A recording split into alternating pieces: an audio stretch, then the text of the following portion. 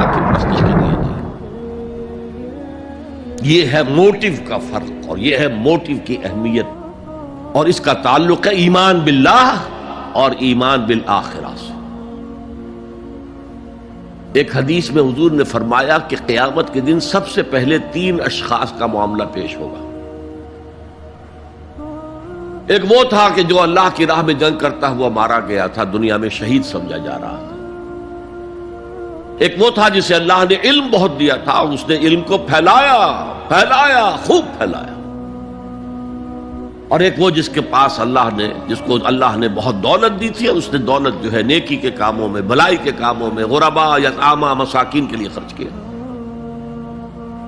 اب اللہ پوچھے گا ان شہید صاحب سے کہ دیکھو میں نے تمہیں صحت دی تھی، جسمانی قوت دی تھی، تم نے کیا کیا؟ وہ کہے گا اے اللہ میں نے تیرے لیے قتال کیا اور اپنی جان دے دی. اللہ فرمائے گا کذبتا، تو نے جھوٹ بولا. انک قد قاتلت لأن یقال جریء، تو نے تو یہ جنگ میں حصہ لیا تھا اس لیے کہ تیری شجاعت کا ڈنکا بج جائے، تیری جرأت کی شہرت ہو جائے. وقد قیلا، وہ کہا جا چکا، اب یہاں تمہارے لیے کچھ نہیں ہے. اور فرشتوں کو حکم ہوگا اور اوندے منہ گھسیٹتے ہوئے اس کو جہنم میں ڈال دیں. یہی حشر ہوگا اس عالم کا، تو نے وہ نیکی کا کام کیا تھا. لأن یقال عالم، کہا جا چکا دنیا میں، ڈنکا بج چکا تمہاری شہرت کا. اب اس میں نوٹ کیجئے، اگر کسی عالم کے علم کا ڈنکا بج جائے، اس کی اپنی نیت وہ نہیں تھی تو اس کے اندر کوئی خرابی نہیں ہے. یہاں معاملہ نیت کا ہے. اگر نیت یہ ہو کہ میرے علم کی شہرت ہو جائے، میرے ہاتھ چومے جائیں، مجھے نذرانے پیش کیے جائیں، تو پھر وہی حشر اس کا ہوگا کہ اوندھے منہ گھسیٹ کر جہنم میں ڈال دیا جائے. یہی حشر اس سخی کا ہوگا جس نے سخاوت کی تھی، جس کی سخاوت کے ڈنکے بج گئے تھے، اس کا بھی یہی حشر ہوگا. تو انما الاعمال بالنیات، اور یہاں نیکی کی بحث میں سب سے پہلے ولکن البر بر من آمن باللہ والیوم الآخر. اب جو والملائکۃ والکتاب والنبیین، ان تینوں کو جمع کر لیجئے، اس سے مراد ہے نبوت اور رسالت. ملائکہ وحی کا ذریعہ ہیں جو انبیاء تک لے کر آتے رہے. اس وحی کا جو ریکارڈ مرتب ہوا وہ کتابیں ہیں، اور جن پر وہ وحی آئی وہ نبی ہیں. ان تینوں کو جمع کر لیجئے. رسالت، ایمان باللہ، ایمان بالآخرہ اور ایمان بالرسالت. اب اس کا تعلق کیا ہے نیکی کے ساتھ؟ یہ ذرا گہری بات ہے. دیکھیے نیکی کا جذبہ بھی، جو انسان کے پیشنز ہوتے ہیں وہ اندھے بہرے ہوتے ہیں. پیشنز، جذبات. نیکی بھی ایک جذبہ ہے. کبھی یہ جذبہ حد اعتدال سے تجاوز کر کے بدی بنا دیتا ہے. جیسے رہبانیت، ترک دنیا، شادی نہیں کروں گا، گھر گھرستی کا بکھیڑا مول نہیں لوں گا، بس اللہ سے لو لگاؤں گا. ظاہر بات ہے جس نے بھی فیصلہ کیا نیکی کے جذبے کے تحت کیا نا، لیکن اس کا جو نتیجہ نکلا اکثر و بیشتر پھر حرام کاری ہوئی. آپ عیسائیت کی جو ہے ہسٹری آف کرسچین موناسٹسزم، اس کا مطالعہ کیجئے. انہوں نے خود لکھا ہے کہ بظاہر راہب خانے ہیں، راہب اور راہبائیں رہتی ہیں، اور ان کے تہخانوں میں حرامی بچوں کے قبرستان ہو جاتے تھے. یہ نیکی کے جذبے نے بدی کو جنم دیا ہے. حضور کے ساتھ ایسا ہوا.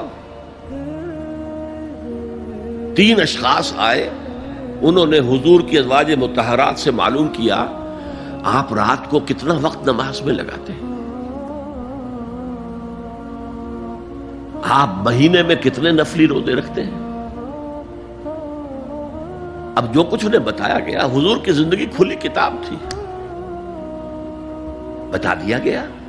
اتنا عرصہ جو ہے آپ رات کو تہجد پڑھتے ہیں، بتا دیا گیا مہینے میں اتنے روزے رکھتے، انہوں نے اسے کم سمجھا، فتقالوہا، قلیل سمجھا کہ یہ تو زیادہ نہیں ہے، ہمارا تو خیال تھا کہ آپ ساری رات ہی کھڑے رہتے ہو۔